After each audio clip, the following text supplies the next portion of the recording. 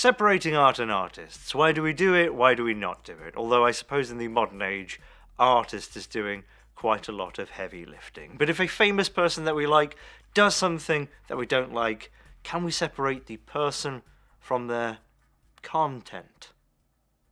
Yes? No? Well, I suppose I should have thought about it. I've made a video about it. Shit. This method, Andy turns out as many as 25 commissioned portraits a year. Why did you change your big nose? Papa little funny nose. Well, you might remember this fella, Logan Paul, again, artist, heavy lifting. But he does serve the same role as ye old John Constable, more or less. I suppose. A bit. Oh god. Famous for just kind of messing around, in 2015 he made a video where he went looking for people who had taken their own lives in a place famous for it in Japan, and he posted a video of a dead, hanging man. Outrage abound, it didn't hurt Paul at all. I think there's someone hanging right there. Scientists from Aarhus and Cambridge universities studied public comments from more than 36,000 users on Paul's videos, who had commented before and after the relatively minor scandal, and found that the more often a person had publicly expressed their approval of the protagonist, in this case Paul, prior to the scandal, the stronger their post-scandal support was.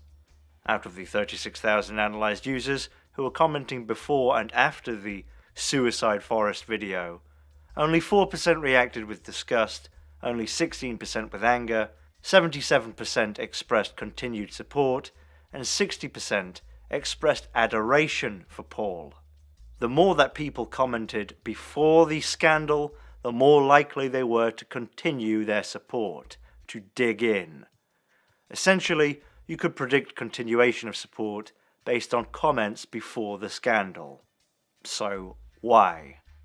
The paper found the strongest associations emerged between support and adoration, and social identity and compassion. If you are not a part of the Low Gang, make sure to subscribe. Join the strongest family on YouTube. Those who identified with Logan Paul, at least on some expressed positive level, were far more likely to stick around and even double down on written support. Such support is not necessarily because Paul was and is famous, but rather the result of the fame, the identity connected to his persona and in the group around it. Such support is not necessarily because Paul was and is famous, but rather the result of the fame, the identity connected to his persona, and the in-group around it. So not, yeah, I support Paul because he's famous, I support Paul because he's cool, and I know about him because he's famous. We're all a big family, guys. Buy this shit. Hey guys, if you like that clip, hit the subscribe button, and if you want to see more zany clips, click the video right here. A 2016 paper from the University of California studied neural systems in relation to social impressions and found that, whereas observers evenly encode negative and positive information about outgroup and control targets, they here fail to encode negative information about in-group targets, and as such maintained biased, positive impressions of those targets. Simply, it is very difficult to be unbiased when it comes to someone we know, even if we don't know them personally, especially when we identify with them individually or as part of a shared social group. When we hear something bad about someone we don't know, or we don't like, we're much more ready to take that negative information in and process it. When we hear something bad about someone we do like, that's much harder. Interesting to say, and Hall of Fame running back O.J. Simpson is a suspect in the slaying of his ex-wife. I don't think any man in his stature would commit a crime like that. From 2022, when the ones we love misbehave, exploring moral processes within intimate bonds, published in the Journal of Personality and Social Psychology, found a deep ambivalence among participants in reacting to close others' unethical behaviors. People give a pass to people they know well. They're more likely to overlook behavior they themselves see as unethical or in some way improper if the transgressor is someone they know well and if they're someone they already like.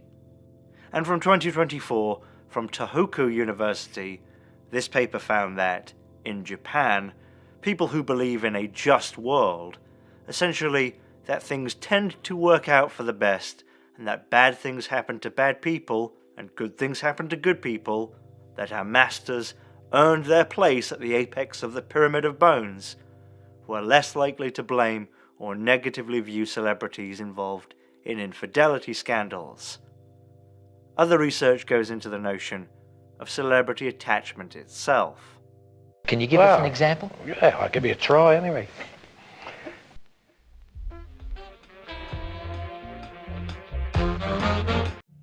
This paper from 2026 from numerous psychology departments across the US found links in participants between dark triad scores, that is, narcissism, Machiavellianism, and psychopathy, to emotional dysregulation, which it links to unhealthy celebrity attachment. This article from 2010 suggests the motivations for celebrity worship are attempts to identify with someone who possesses attributes which are lacking in the life of the worshipper.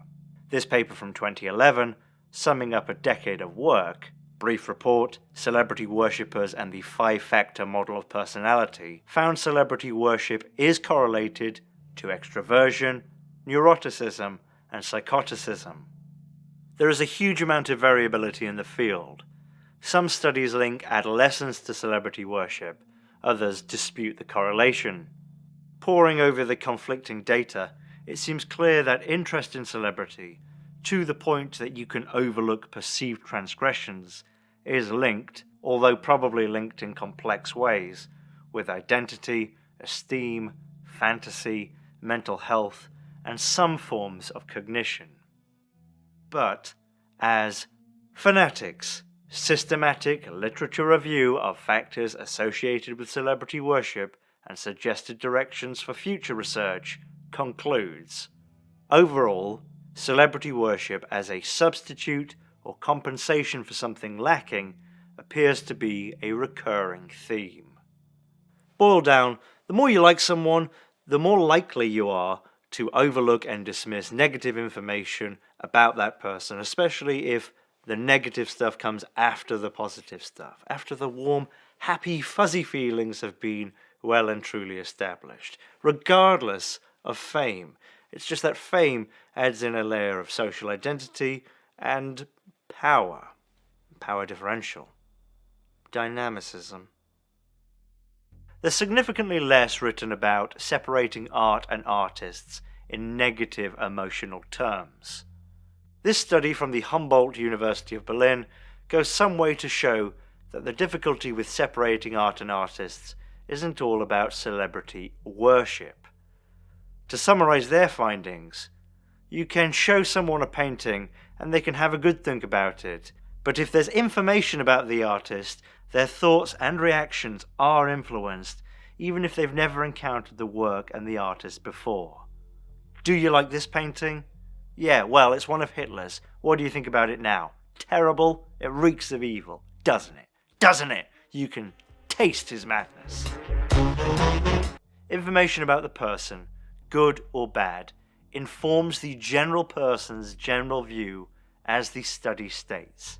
Taken together, these findings suggest that the neural processing and experience of an artwork is partly rooted in information about its creator. So, I think it's fair to suggest, maybe, perhaps, it goes both ways. It's all informed by popularity and to an extent hand in hand with knowledge. James Franco, perfectly charming in 11/22/63, if you don't know about all that. And maybe, if you enjoy the hapless antics of on-screen Franco, you don't want to know. Would it ruin it for you? Maybe. But popularity is perhaps a bigger factor. Michael Jackson was long beloved before accusations, as well as pretty compelling evidence. Seriously compelling evidence, if you look into it. But he retains a massive cadre of devoted fans who generally dismiss accusations without really looking into them at all, without thinking about them. At the same time, very few people have such a cataractic blind spot for Harvey Weinstein, who was very powerful but never popular. The Amber Heard Johnny Depp trial, remember that? It played out as a battle of popularity, of predefined parasocial loyalties, with the same moral analysis you'd see from people commentating on the tennis. No, it's hard to empathize with her. I can see more of Johnny's side on this, and I don't believe the lies that Amber's been telling. The research seems to suggest that intellectually we might be able to separate art and artist, content and content blower, but emotionally, generally, we cannot. Not without virgin ignorance. Why did the director cast this creepy old guy for the teenage girl to fall in love with? There is, of course, a moral question here. Do I want to buy I Heart Huckabees and potentially give Marky Mark 3.5 cents? But really, it's the clear fact that for an economically significant amount of people, clearly, the warm, fuzzy feelings of identifying with an artist is more important than, not supporting the estate and legacy of a terrible human being. Not looking at anyone in particular here. Just use B-roll of, bees pollinating flowers. Oh, Hitler! Yeah, B-roll of Hitler. Don't support the estate of Hitler. I suppose they didn't do anything wrong though, did they? Why shouldn't they make some money off his prints? Don't buy Hitler prints!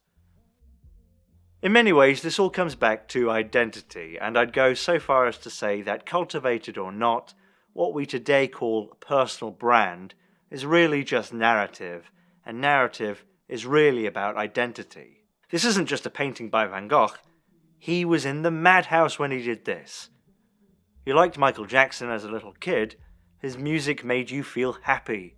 But if Michael Jackson really did those things, then those memories, or the memory of those memories, might be sullied.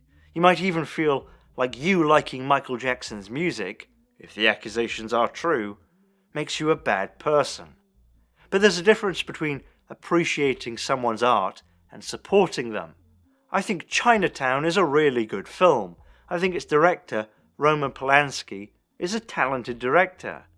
I'm never going to buy, rent, or in any way monetarily support him. He should be in jail. Harrison Ford could fuck off and visit him there.